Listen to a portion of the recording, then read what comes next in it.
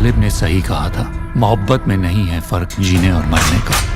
ये काली काली आंखें का पहला सीजन जितना थ्रिल और सस्पेंस से भरा हुआ था, जिस तरीके से सीरीज की राइटिंग थी, वो बहुत कम वेब सीरीज में देखने को मिलती है। जब भी कोई सीरीज आती है तो भाई उसका पहला पार्ट हमेशा अच्छा होता है।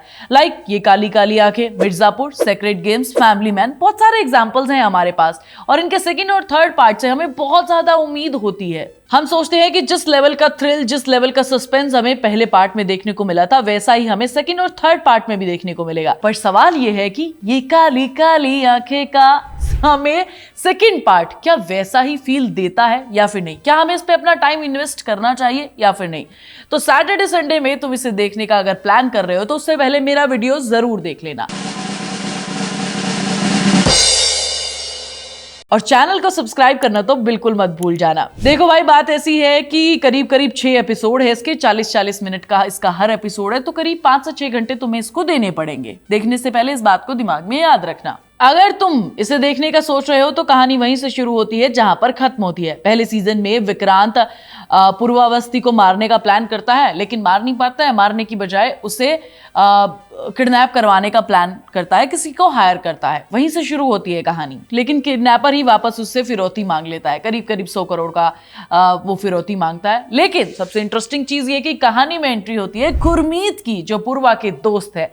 और मैं ये सोच रही हूँ कि भाई क्यों ऐड कर दिया इस बंदे को, जरूरत क्या थी? इस लव स्टोरी का 4th पिलर है वैसे तो कहने के लिए ये, लेकिन सीरीज में मुझे उससे कहीं ज्यादा लगते हैं। तो सबसे बड़ी कमी इस सीजन की मुझे यही लगती है कि भाई गुरमीत के कैरेक्टर को पता नहीं क्यों इतना ज्यादा ओवर एग्जैजरेट कर रखा है। टाइगर पठान जैसा बना दिया है, या फिर साउथ के किसी हीरो जैसा। बिना बात के वो पहाड़ियों पर चढ़ रहा है, बिना बात के वो बंदूकें चलाए जा रहा है, गोलियां चलाए जा रहा है, बिना बात के। भाई ये सेंसलेस चीजें मुझे समझ में नहीं आती वेब सीरीज में। जब कितना बढ़िया सस्पेंस देखा था, अगर तुम ऐसे ही किसी कैरेक्टर को डालकर सिर्फ गोलियां चलाने के लिए रखा है तो भाई ये तो हमारे साथ गलत हो गया यार।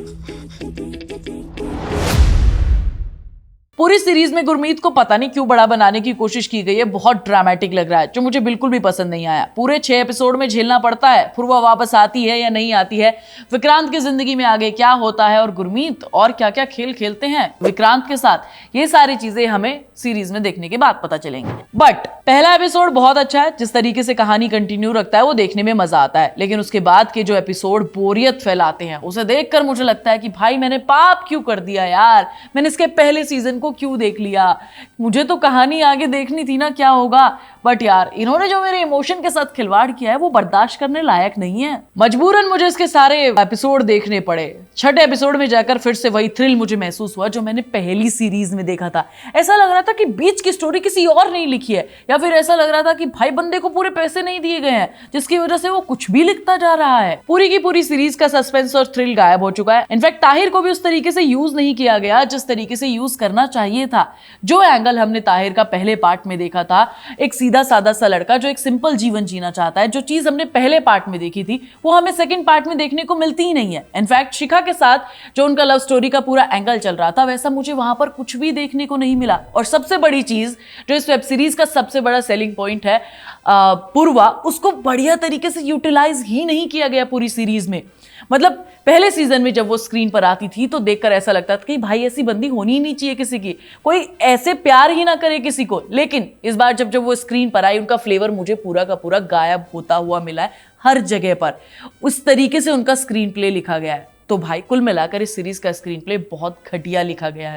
मैं कोई दूर नहीं कर सकता तुमसे विक्रांत। सीरीज में थोड़ा बहुत जो इंटरनेशनल एंगल डाला गया है, मुझे लगा नहीं कि उस चीज की जरूरत थी। पता नहीं बेमतलब की क्यों डाल दिया। हाँ, बढ़िया चीज मुझे ये लगी कि यार कुछ कुछ जगह पर ब्यूटीफुल लोकेशंस पर जो शूट किए गए हैं, सिनेमेटोग्राफी कुछ कुछ जगह पर बहुत बढ़िया है। कुछ अच्छे शॉट्स भी मुझे देखने को मिले, लेकिन बाकी सारी चीजें तो मुझे कचरे के जैसी ही लगी हैं। तो भाई मुझे तुम्हें बड़े दुख के साथ सूचित करना पड़ रहा है, अगर तुम पहले पार्ट जैसा फ्लेवर ढूंढ रहे हो तो तुम्हें यहाँ पर वो देखने को नहीं मिलने वाला। बस यार मैं ये कहना चाहती हूँ कि क्यों हमारी भावनाओं को ठेस पहुंचा रहे हो, अगर तुम्हें यही सब बनाना है। प्रोडक्शन वैल्यू अच्छी है, मान लिया, लेकिन जो जुनूनी मोहब्बत पूर्वा की मैंने पहले पार्ट में देखी थी ना, मुझे वो देखनी थी, मुझे उसे कंटिन्यू होते हुए देखना था।